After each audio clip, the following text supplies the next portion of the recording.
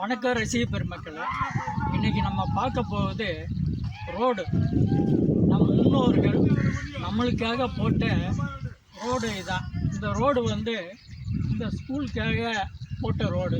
இந்த ஸ்கூலை கட்டி இந்த ரோடை போட்ட நம்ம முன்னோர்களை நம்ம என்றைக்குமே மறக்கக்கூடாது.